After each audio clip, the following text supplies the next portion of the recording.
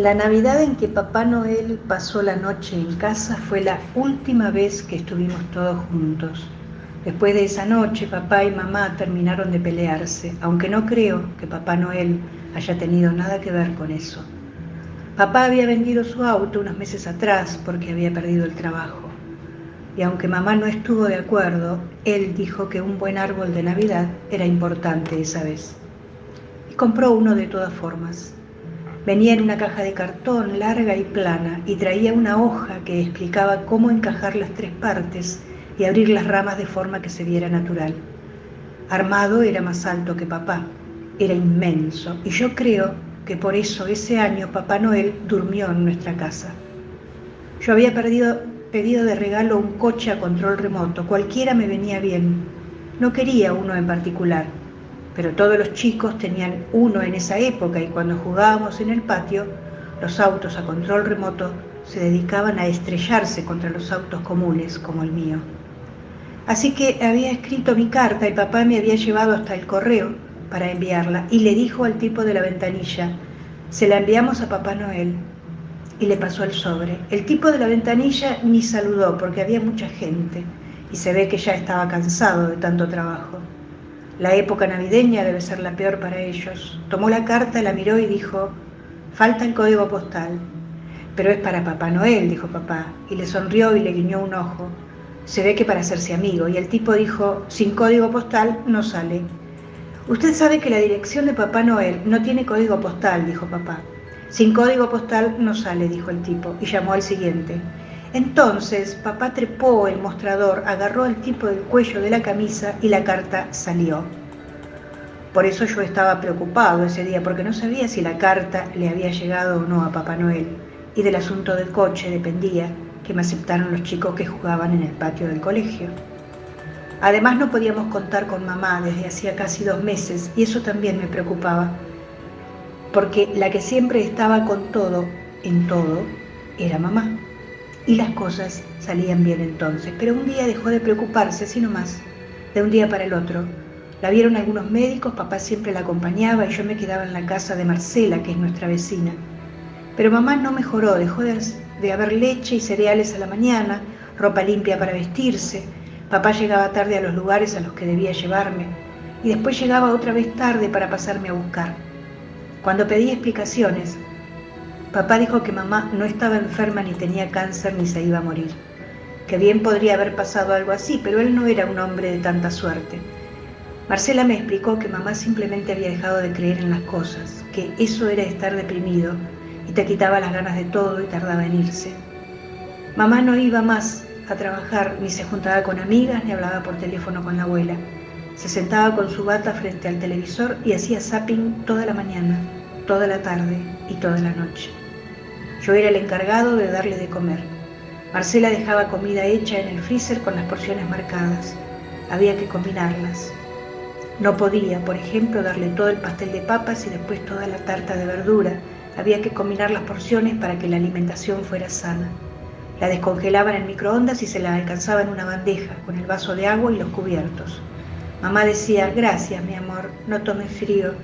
Lo decía sin mirarme, sin perder de vista lo que sucedía en el televisor. A la salida del colegio me agarraba de la mano de la mamá de Augusto, que era hermosa. Eso funcionaba cuando venía a buscarme papá, pero después, cuando empezó a venir Marcela, a ninguna de las dos parecía gustarle eso, así que esperaba solo debajo del árbol de la esquina. Viniera quien viniera a buscarme, siempre llegaban tarde. Marcela y papá se hicieron muy amigos y algunas noches papá se quedaba con ella en la sala de al lado, jugando al póker, y a mamá y a mí nos costaba dormirnos sin él en la casa. Nos cruzábamos en el baño y entonces mamá decía, cuidado mi amor, no tomes frío, y volvía frente al televisor. Muchas tardes Marcela estaba en casa, eran las tardes en que cocinaba para nosotros y ordenaba un poco. No sé por qué lo hacía, supongo que papá le pediría ayuda y como ella era su amiga, se sentía en la obligación, porque la verdad es que no se la veía muy contenta. Un par de veces le apagó el televisor a mamá, se sentó frente a ella y le dijo, Julia, tenemos que hablar, esto no puede seguir así.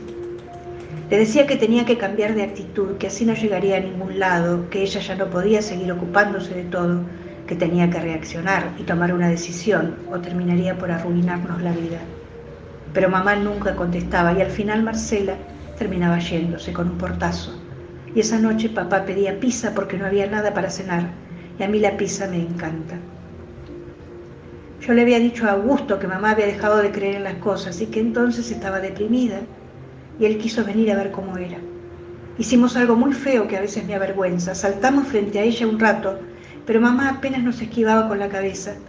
Después le hicimos un sombrero con papel de diario, se lo probamos de distintas maneras y se lo dejamos puesto toda la tarde, pero ella ni se movió. Le quité el sombrero antes de que llegara papá. Estaba seguro de que mamá no iba a decirle nada, pero me sentía mal de todos modos. Después llegó Navidad, Marcela hizo su pollo al horno con verduras horribles, pero como era una noche especial me preparó además papas fritas. Papá le pidió a mamá que dejara el sillón y cenara con nosotros. La movió cuidadosamente hasta la mesa. Marcela la había preparado con un mantel rojo, velas verdes y los platos que usamos para las visitas. La sentó en una de las cabeceras y se alejó unos pasos hacia atrás, sin dejar de mirarla. Supongo que pensó que podía funcionar, pero en cuanto él estuvo lo suficientemente lejos, ella se levantó y volvió a su sillón. Así que mudamos las cosas a la mesa ratonera del living y comimos ahí con ella. La tele estaba prendida, por supuesto, y el noticiero mostraba una nota sobre un sitio de gente pobre que había recibido un montón de regalos y comida de gente de más plata. Y entonces ahora estaban muy contentos. Yo estaba nervioso y miraba todo el tiempo el árbol de Navidad, porque ya iban a ser las 12 y quería mi auto. Entonces mamá señaló el televisor. Fue como ver moverse un mueble. Papá y Marcela se miraron. En la tele Papá Noel estaba sentado en el living de una casa. Con una mano abrazaba a un chico sentado sobre sus piernas y con la otra a una mujer parecida a la mamá de Augusto. Y entonces la mujer se inclinaba y besaba a Papá Noel. Y Papá Noel te miraba y decía: y cuando vuelvo del trabajo solo quiero estar con mi familia. Y un logo de café aparecía en la pantalla. Mamá se puso a llorar. Marcela me tomó de la mano y me dijo que subiera al cuarto, pero yo me negué. Volvió a decírmelo, esta vez con el tono impaciente con el que le habla a mamá, pero nada iba a alejarme esa noche del árbol. Papá quiso apagar el televisor y mamá empezó a luchar con él como una nena. Sonó el timbre y yo dije: es Papá Noel. Y Marcela me dio una cachetada y entonces papá empezó a pelear con Marcela y mamá encendió otra vez el televisor, pero Papá Noel ya no estaba en ningún canal. El timbre volvió a sonar y papá dijo: ¿quién mierda es? Pensé que ojalá no fuese el del correo porque volverían a pelear y papá ya estaba de mal humor. El timbre sonó otra vez, muchas veces seguidas, y entonces papá se cansó. Fue hasta la puerta y cuando la abrió vio que era Papá Noel. No era tan gordo como en televisión y se lo veía cansado. No podía mantenerse de pie y se apoyaba un momento de un lado de la puerta, otro momento del otro. ¿Qué quiere?, dijo papá. Soy Papá Noel, dijo Papá Noel. Y yo soy Blancanieves, dijo papá y le cerró la puerta. Entonces mamá se levantó, corrió hasta la puerta, la abrió y Papá Noel todavía estaba ahí, tratando de sostenerse, y lo abrazó. A papá le agarró un ataque. ¿Este es el tipo, Julia?, le gritó a mamá y empezó a decir malas palabras y a tratar de separarlos. Y mamá le dijo a Papá Noel: Bruno, no puedo vivir sin vos, me estoy muriendo. Papá logró separarlos y le dio a Papá Noel una trompada y Papá Noel cayó para atrás y quedó seco sobre la entrada. Mamá empezó a gritar como loca. Yo estaba triste por lo que le estaba pasando a Papá Noel y porque todo esto atrasaba lo del auto, aunque por otro lado me alegraba ver a mamá otra vez en movimiento. Papá le dijo a mamá que iba a matarlos a los dos y mamá le dijo que si él era tan feliz con su amiga, ¿por qué ella no podía ser amiga de Papá Noel? Cosa que a mí me pareció lógico. Marcela se acercó a ayudar a Papá Noel, que empezaba a moverse en el piso, y le dio una mano para levantarse. Y entonces papá otra vez empezó a decirle de todo y mamá a gritar. Marcela decía: cálmense, entremos por favor, pero nadie la escuchaba. Papá Noel se llevó la mano a la nuca y vio que le sangraba. Escupió a papá y papá le dijo: maricón de mierda. Y mamá le dijo a papá: maricón serás vos, hijo de puta. Y también lo escupió, le dio a Papá Noel la mano, lo hizo entrar a la casa, se lo llevó a su cuarto y se encerró. Papá se quedó como congelado y en cuanto reaccionó, se dio cuenta que yo todavía seguía ahí y me mandó furioso a la cama. Sabía que no estaba en condiciones de discutir. Me fui al cuarto sin Navidad y sin regalo. Esperé acostado a que todo quedara en silencio, mirando nadar en las paredes el reflejo de los peces de plástico de mi velador. No tendría mi auto a control remoto, eso estaba clarísimo, pero Papá Noel dormía en casa esa noche y eso me aseguraba un año mejor.